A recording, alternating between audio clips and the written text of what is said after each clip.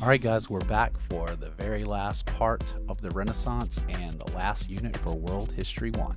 So we left off with Genoa. We took a look at Venice and then Florence, and now we're going to go to Genoa. As you can see, the white square pointing to it, to the western side of the Italian peninsula.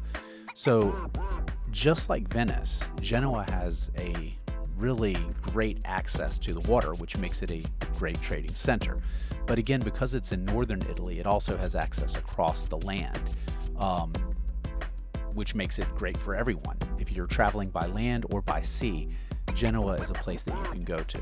So you can see here in the video, even today, it's still a massive waterway access point. The only thing that's kind of sad, though, is where Venice is famous as such a huge tourist attraction, and Florence has the Statue of David and cathedrals and so on. Genoa was most famous for its salami. Now, I know that's funny, but literally there are castles here and other very ancient structures, but it's just not quite as famous as the other two, but it's still fascinating.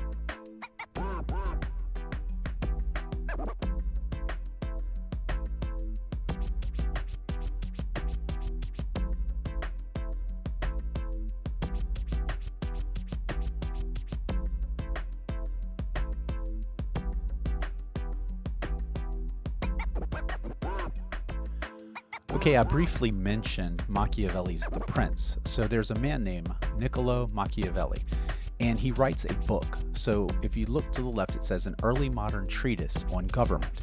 A treatise is a writing. So it maybe isn't a full novel, but it's still an important writing. So this book in particular, he supports absolute power of a ruler. So he's literally writing to a prince and telling him what he needs to do in order to maintain power as he becomes king later.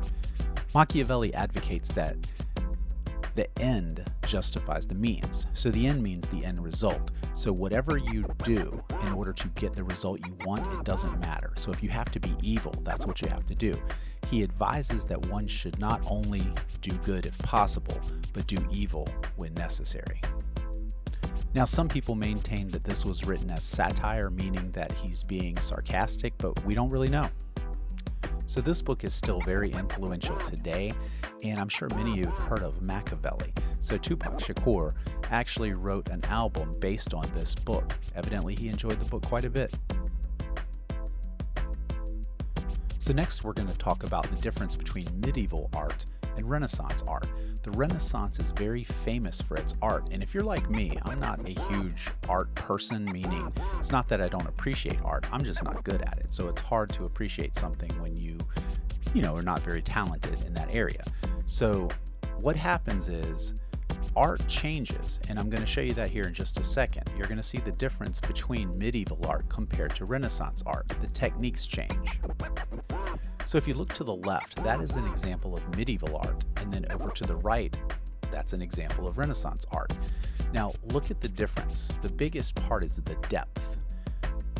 If you look at the picture on the right, the Renaissance art, even the horse down in the carved into the fountain, it looks three-dimensional. There's shadows. This is called perspective. So now pictures become more reminiscent of real life photos like what we have today. Again, it's very easy to see the difference between the two. Another thing to remember is medieval art focuses on the church and being saved, because people usually create art based on what's important to them. And being saved was very important to medieval people because their life was not very happy. Whereas in the Renaissance, they start focusing their art more on positive things than just individuals painting a picture of a woman just because. So next up, we're going to talk about artistic creativity. Two of the more famous Renaissance artists are Leonardo da Vinci and Michelangelo. So Leonardo is most famous for the Mona Lisa and the Last Supper, while Michelangelo is most famous for painting the ceiling of the Sistine Chapel and creating the statue of David, which is highlighted.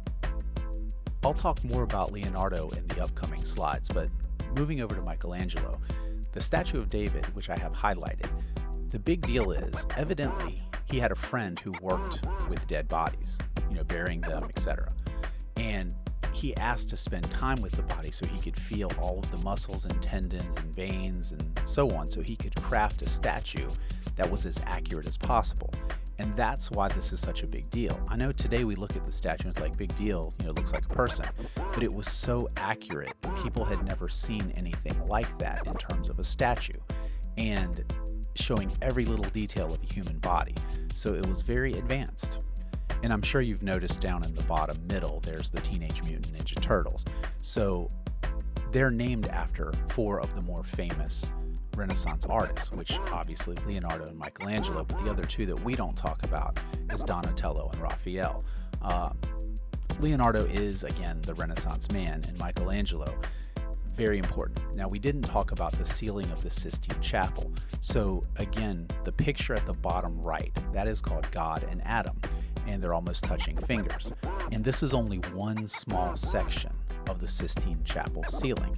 The whole thing is just filled with paintings from Michelangelo, each one amazing in its own right. And he did this laying on his back. Now, how hard could that be? He had to have scaffolding, laying on his back, all that with a turtle shell? I mean, come on, that's crazy. So when it comes to Leonardo, The Last Supper is one of his more famous pieces of art, and some people say there's conspiracy theories about that. There's a whole book, The Da Vinci Code. That's interesting if you want to check that out. But also the Mona Lisa. What's so big a deal about the Mona Lisa? It's just a woman. Or is it? So for whatever reason, Leonardo is very famous for lots of different conspiracy theories. And again, the book, The Da Vinci Code, check it out if you're interested. It's not a true story, but it's very interesting no matter what.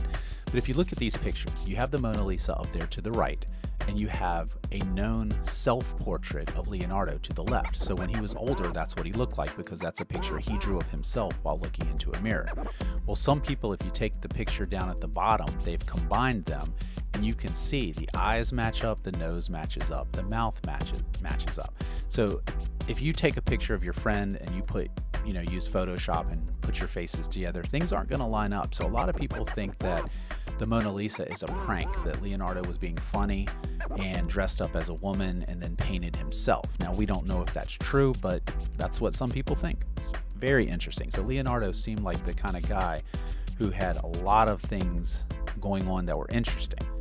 If you take a look at this next slide, these are 3 of his sketches that they're basically like predictions. These are things that he drew and they come true later, like his flying machine. And down at the bottom right, if you didn't know what that is, that's a tank. And you might say it doesn't look like a modern tank. No, it doesn't. But if you notice how the sides are not straight, but they're angled, that causes deflection. So if something is shot or thrown at this, it deflects off. Modern tanks absolutely have that as well. You can see that all of the walls on a tank are angled to ricochet. So next we have a new type of philosophy called humanism, and this celebrates the individual. So think back, during the Middle Ages, the church is like the biggest factor. It's the government, it's the biggest part of everyday life for most people. So now humanism becomes a thing. Again, celebrates the individual. It's more about you as a person. It stimulated the study of classical Greek and Roman literature and culture. It's supported by wealthy patrons. So a patron, remember, a patron is someone who is paying. For example, Leonardo da Vinci had patrons. He doesn't have a job unless he can sell his art. So patrons buy his art. That's patronage. Like, for example, if you go to a restaurant, you are a patron of that restaurant. You are supporting that restaurant and keeping them in business by buying their food. So again, these patrons, they bought the paintings of these Renaissance artists, which kept them working and kept them creating more things that honored their city. That was a big deal. Next, or last, I should say, is Petrarch. He's the father of humanism, and this is easy to remember. Who do pets like? They like humans. If you have a pet, you know they love you. So just when you see Petrarch, think of humanism. So the Italian Renaissance is very successful, and that leads to the spread of the Renaissance ideas into Northern Europe. As people of the North adopted these ideas of the Italian Renaissance, they transformed them to suit their circumstances. So it's kind of like if you have a good idea, you make changes to it, make it fit you. So the Northern Renaissance, you have growing wealth up in the North. They support these Renaissance ideas. Then you have Renaissance thinkers in the North are merging humanist ideas and Christianity. So no longer is it just humanism or Christianity. You're taking them and putting them together and making it work. And then finally, the biggest one here is the movable type printing press and the production and sale of books. For example, the Gutenberg Bible. This helped to disseminate ideas. The word disseminate means to spread. So they are spreading ideas. Today, the internet is the way that we spread ideas so much faster than in the past. But think about it like this. In the Middle Ages, books had to be handwritten individually. So if you had a Bible, somebody wrote that down, usually one of the church scholars or someone in a monastery. But again, now, because of the printing press, the Bible is accessible to the common person. So this is a huge advancement in terms of people can read the Bible for themselves rather than expecting a preacher or priest to be able to interpret it for them. And finally, you have two books that you need to know as well as their authors. So Northern Renaissance writers. First you have Erasmus. He wrote The Praise of Folly. So this is satire. Folly is making fun of people. And that's basically, Erasmus is writing a book about the greedy merchants and the priests who are too full of themselves, etc. Now, whether you realize it or not, you're very familiar with satire. For example, I'm sure some of you have seen South Park, and your parents have probably seen a show called Saturday Night Live. That's where they make fun of people by skits, or in terms of South Park, it's a cartoon, and they take current events and they make them seem ridiculous and make fun of choices that people make or things that happen, etc. The second author is Sir Thomas More, who writes a book called Utopia. So we even use the word utopia today to mean a perfect place, because obviously there is no such a thing as a perfect place. But that's what Sir Thomas More's book is all about, is this mythical place where everything is just perfect. So Northern Renaissance artists increasingly portrayed secular subjects. So again, remember, this is a key vocabulary word that'll help you later on in life as well, but secular is the opposite of religious. So if you went to a religious school, that's a church school. For example, a Christian school, a Jewish school, Muslim school, etc. If you're in a secular school, that is a non-religious school. So for example, if you go to public school, that's the same secular school, meaning that it's not religious focused. You'll learn about religion, but it's not all-encompassing religion. They're not going to lead you in prayer in school.